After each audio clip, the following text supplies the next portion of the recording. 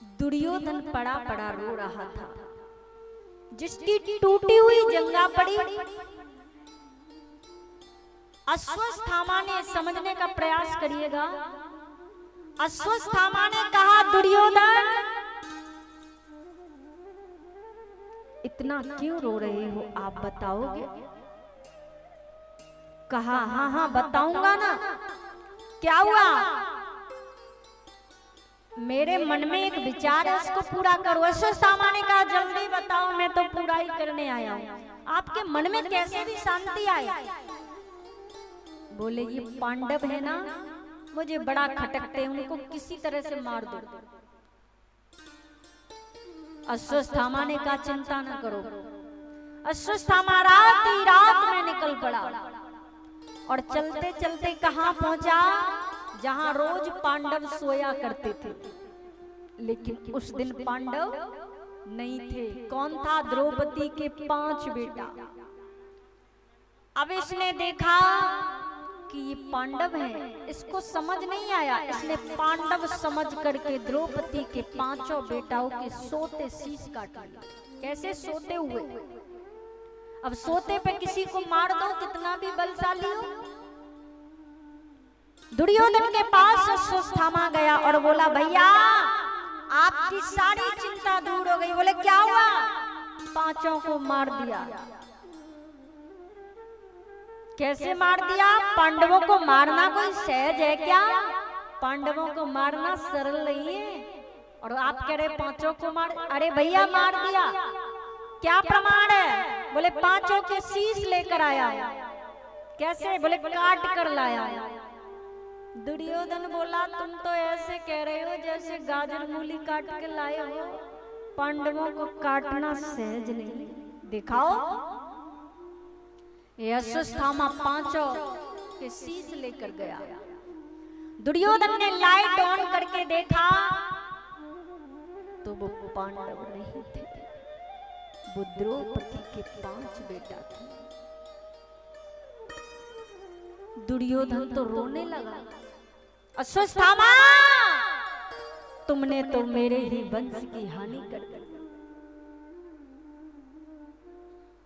मेरे ही वंश की हानि कर दी। क्या कर दिया तुमने? बोले, क्या हुआ? ये पांडव नहीं है, ये तो तुमने द्रौपदी के 5 बेटा मार दिए। बोले, द्रौपदी के 5? हाँ। इतना रोया पूछो। इधर द्रौपदी ने देखा, मेरे 5 पुत्रों को किसने धड़ से अलग शीश कर दिया। दुनिया में यदि किसी को बच्चे का दर्द होता है तो सबसे ज्यादा माँ को होता है। माँ जैसा प्रेम संसार में न किसी ने किया है और ना ही कोई कर सकता। माँ के प्रेम को नापने वाली, माँ के हृदय के प्रेम को नापने के लिए आज तक कोई पैमाना नहीं बना है। अथाह प्रेम करती है। आप लोग 6 महीने के लिए बाहर चले जाना, 6 महीने बाद लौट कर आना, कितने भी मोटे ताजे होकर आना, फिर भी माँ क्या कहेगी? मेरा बेटा दुबला हो गया है, कमजोर हो गया है। ये क्या है? ये माँ का प्रेम है, ये माँ का वात्सल्य है, ये माँ की करुणा है।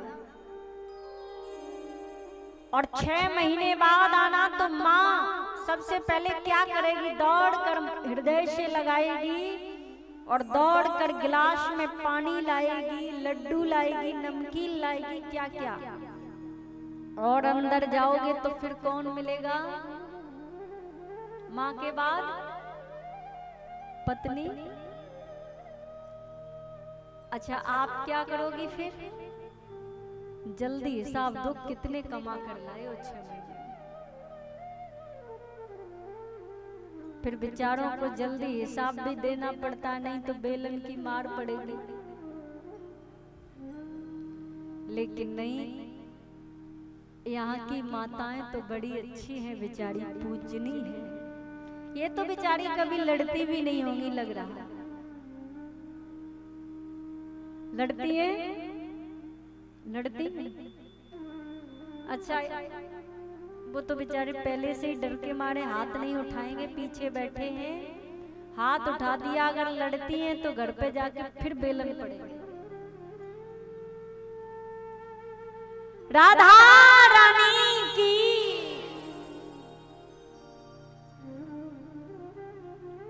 मैया द्रौपदी ने कहा, क्या बिगाड़ा था मेरे पुत्रों ने जो मार दिया।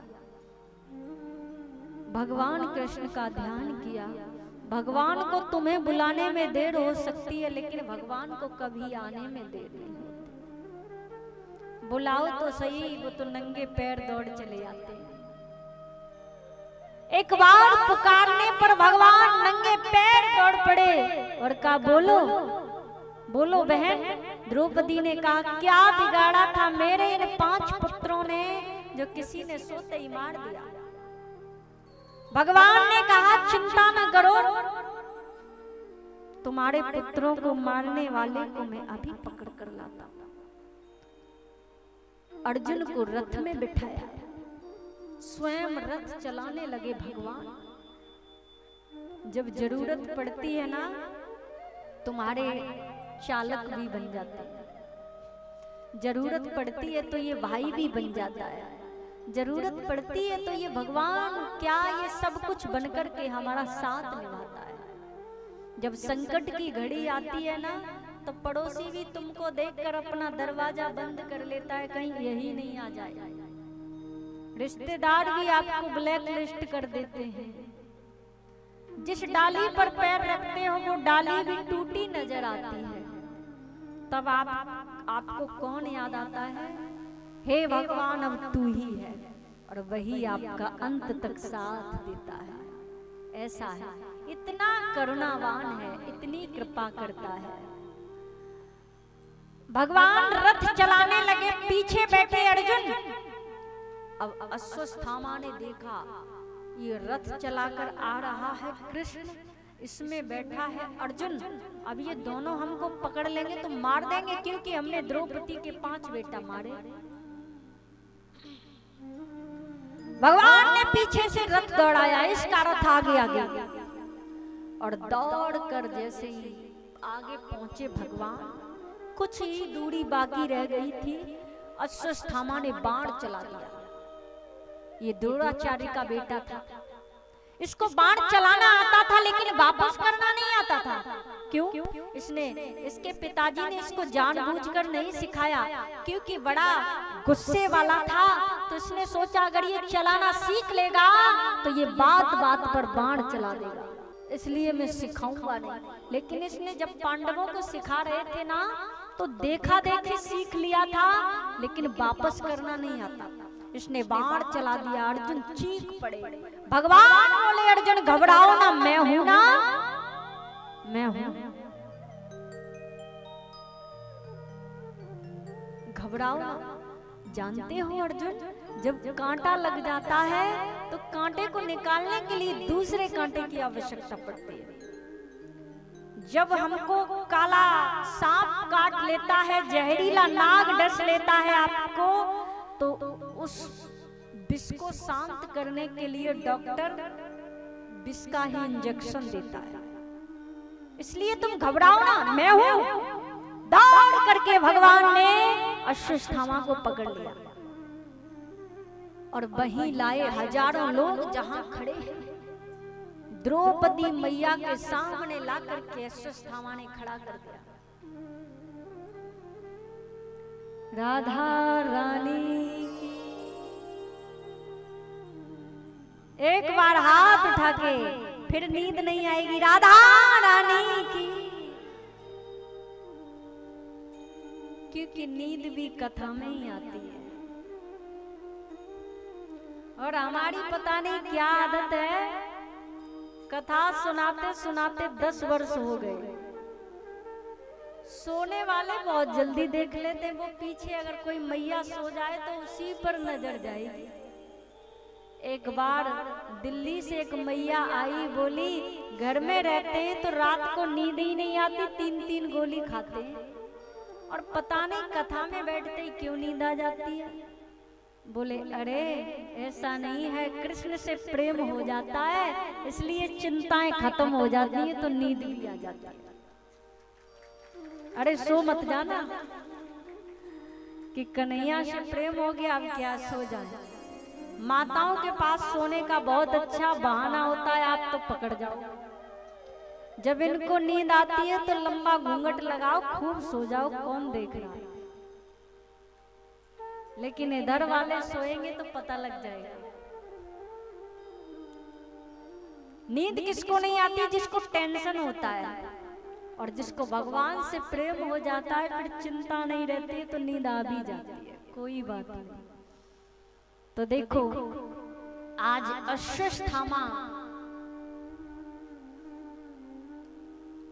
को पकड़कर लाए भगवान। देवी द्रौपदी से कहते हैं यही है जिसने तुम्हारे 5 बेटा मारे। तुम कहो तो इसको जिंदा जला दे, तुम कहो तो छोटा छोटा काट के मार दे, तुम कहो तो जमीन में जिंदा दबा दे, तुम कहो वैसा कर दे इसको। ये द्रौपदी कौन है? ये है दया की देवी। इसने 1.5 मिनट विचार किया और कहा इसको मत मारो। अर्जुन बोले क्या कहती हो देवी? जिसने तुम्हारे 5 बेटा मार दिए उसको आप बचा रहे हैं? द्रौपदी कहती है सुनो, अश्वत्थामा कौन है जानते हैं आप? आपका गुरु भाई है। इसी के पिताजी ने आपको ये धनुष विद्या सिखाई थी, द्रोणाचार्य जी ने। दूसरी बात ये संत है, तीसरी बात ये ब्राह्मण है। मारोगे तो संत और ब्रह्म हत्या लग जाएगी, जो जन्म जन्म उससे मोक्ष नहीं मिलेगा।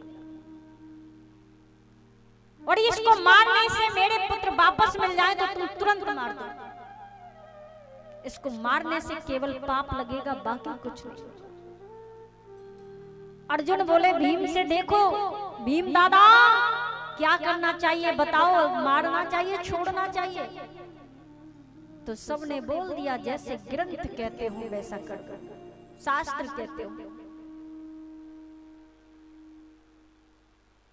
भगवान कन्हैया बैठे एक साइड में, बोले हमसे पूछेगा कोई तो बढ़िया वाला उत्तर देंगे। अर्जुन ने पूछा कृष्ण तुम ही बताओ क्या करें, अश्वत्थामा को मार दें या छोड़ दें? क्योंकि इसने मेरे 5 बेटा मारे। भगवान ने कहा सुनो, ये ब्राह्मण है इसको मारना नहीं, ये संत है इसको मारना नहीं, ये बाल हत्यारा है इसको छोड़ना नहीं, इसको मारना है नहीं इसको छोड़ना है। तुम जानो क्या करोगे?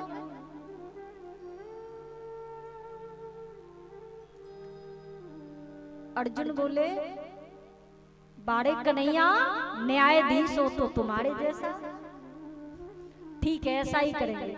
हजारों लोगों की भीड़ में अश्वत्थामा थर थर थर थर कांप रहा था, सोच रहा था कार्य तो मैंने मरने के योग्य किया है, द्रौपदी के 5 बेटा मार दिए धोखे से, लेकिन कोई बात नहीं। सो आज उसके आधी दाढ़ी मुंह हटा दी, आधे सिर से बाल हटा दिए और हजारों लोगों में उसको लज्जित करके सभा से बाहर निकाल दिया। हजारों लोगों की सभा में अपमान हो जाना मरने से कम नहीं है, मरने से बेहतर है, मरने से और बढ़कर है। अश्वत्थामा बोला अच्छा हजारों के बीच में मेरा अपमान किया है, पांडवों के वंश को निर्वंश न कर दिया तो मेरा नाम अश्वत्थामा। आहा 1.5 मिनट में हंस गया। रहाई कौन है पांडवों के वंश में? परसों की बात है, द्रौपदी के 5 बेटा मार दिए, पांडव 2-4 दिन में मर जाएंगे, कोई पानी देने वाला भी नहीं रहेगा। लेकिन याद आया आहा जिस समय अभिमन्यु की मृत्यु हुई थी, युद्ध में मारा गया था, तो अभिमन्यु की पत्नी है उत्तरा, वो गर्भवती है।